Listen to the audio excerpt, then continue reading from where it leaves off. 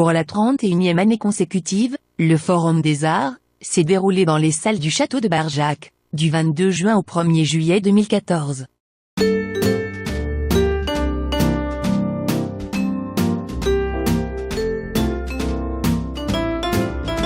Nicole Maille, présidente et organisatrice du Forum des Arts, prend la parole. Et à toutes les personnes qui m'ont aidé, notre commission, notre belle commission, et aux personnes qui exposent, et à toutes les personnes qui sont venues voir ces exposants, qui présentent des choses tout à fait différentes.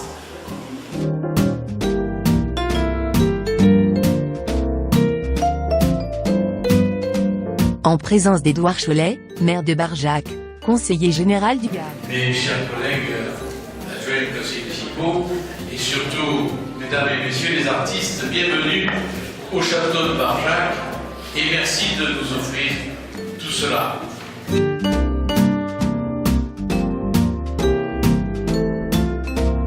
Chaque artiste présente ses œuvres en quelques mots, ainsi que leur démarche artistique. Peintre, sculpteur, graveur, aquarelliste, pastelliste.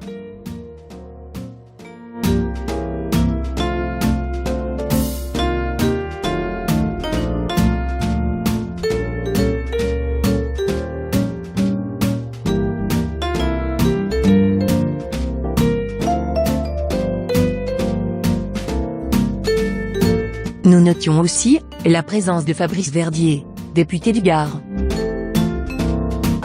À la réflexion en tout cas, c'est ce qui est bien avec l'un, et puis tu as raison Edouard, l'art est forcément populaire, nul besoin de diplôme, de particules, de quoi que ce soit, pour se revendiquer artiste, suffit d'essayer de s'exprimer, et puis chacun peut porter son. Noisette nous livre son cheminement artistique. Aussi loin que je remonte dans mes souvenirs, le quotidien m'a toujours affreusement ennuyé. À 8 ans déjà j'étais épouvantée, désespérée, terrassée par la banalité de l'existence. Je voulais être romancière, pour me laisser transporter par la musique des mots, ou écuyère, pour m'enfuir très loin des humains, grisée par le galop de mon cheval noir. Je n'ai jamais cessé de rêver, et toutes les nuits de ma vie, dans le silence et la solitude, j'ai continué de galoper inlassablement sur mon cheval noir. Dans mon cœur de petite fille, puis de jeune fille, puis de jeune femme, puis de femme, qui refusait de grandir et d'abdiquer, la révolte n'a jamais cessé de gronder. Alors, vilain petit canard, comme je ne pouvais parler de ça à personne, un jour j'ai pris un bloc de béton cellulaire, un burin, et un maillet, j'ai commencé à sculpter le monde, à ma façon, je voulais donner vie à mes rêves, et je leur ai fabriqué une planète. La planète Gagavir.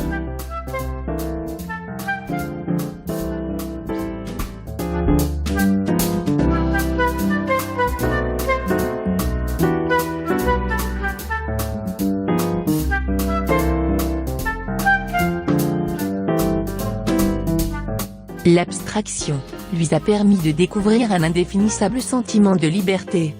Les couleurs, les formes, la matière, sont pour elle une source essentielle à la communication, et un élan de générosité vers le monde extérieur.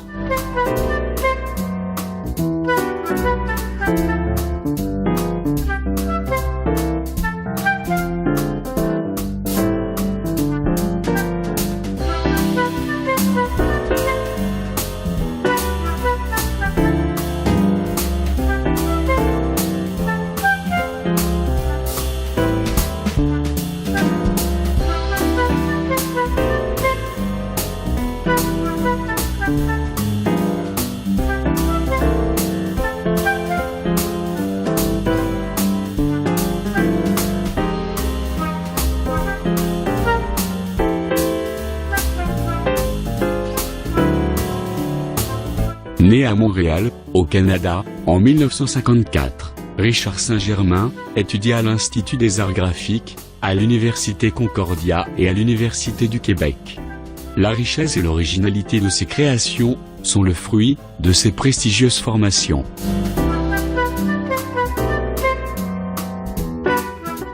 Patrice Gourat a fait ce lien, entre le racu, et le bois flotté, sans doute par hasard. Comme il l'exprime lui-même.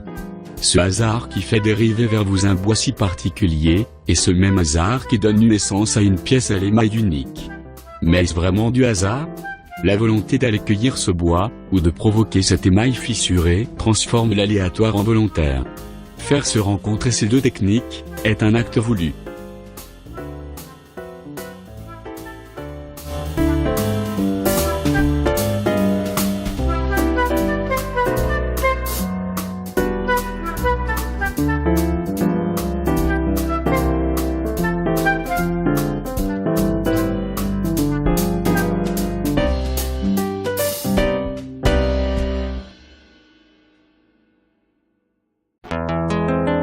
Sensuelle et prude, comme une adolescente, la série de tableaux de Sylvie Pavuna nous révèle une peinture expressive, tantôt en rondeur, tantôt élancée.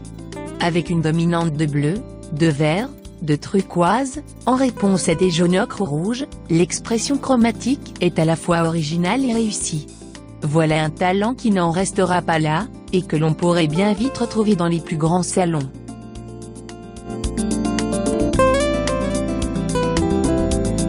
L'élève de l'école supérieure des beaux-arts de Nîmes, le dessin, la peinture, la sculpture, deviennent très vite pour elle, des outils pour une expression libre et engagée. Appréhender la création passe par le ressenti.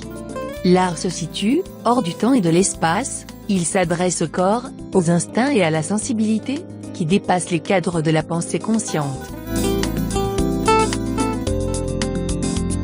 Jeanne Rémy nous livre sa démarche artistique. Née en Alsace où j'ai résidé jusqu'en 1979, puis déménagement à côté de Versailles, où j'ai commencé à pratiquer le dessin et la peinture, à l'atelier Martenot. Puis j'ai découvert le pastel sec, technique difficile, auprès de pastellistes renommés, Alain Victor à Paris, et Cécile Well. La peinture des portraits à travers la technique du pastel sec, est mon meilleur mode d'expression. J'éprouve un besoin tactile avec la matière et son support, qui doivent faire corps, un ressenti comme le potier travaillant l'argile. Je ressens davantage l'impression de créer.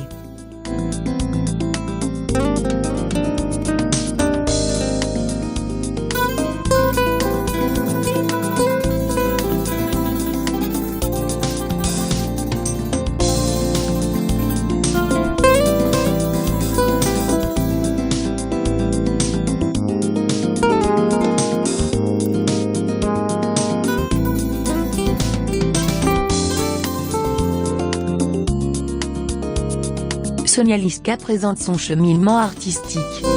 Née à Lourdes, je passe mon enfance au milieu des tziganes, où j'esquisse mes premiers croquis, empreinte indélébile d'une précoce passion pour les chevaux et la vie de bohème. À 20 ans, je rencontre Mario Luraski et découvre le monde du spectacle, pour lequel je vais me passionner durant 3 années, consignant dans mes carnets de croquis les images les plus intenses. Un accident me contraint à quitter l'équitation et me permet de me consacrer à la peinture. Autodidacte, j'explore les techniques picturales et diversifie les thèmes d'inspiration.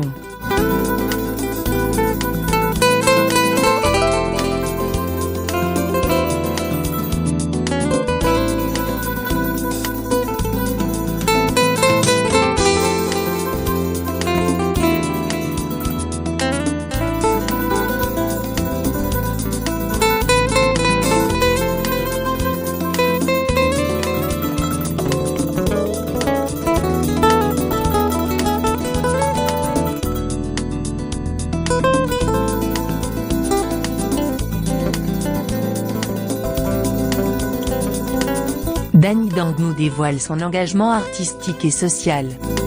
L'art, terrain ludique de recherche et d'expérimentation, répond à une nécessité intérieure qui repousse les limites de mon ressenti et de son expression.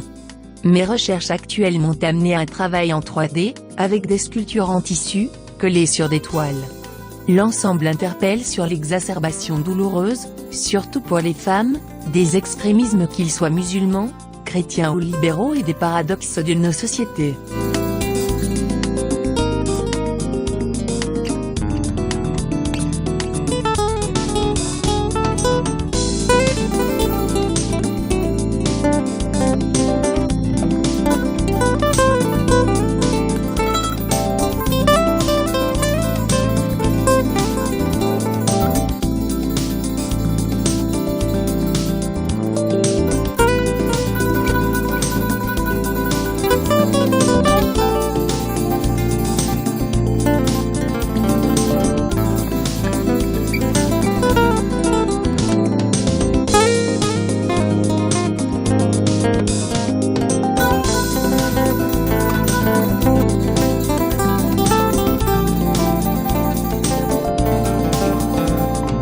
Portraitiste de vocation, Pierre Louvel a longtemps photographié des personnes, mais comme le peintre, il ne peut s'arrêter au visage. Et très vite il éprouve la nécessité de découvrir le corps dans sa beauté, comme un paysage sculpté par la lumière.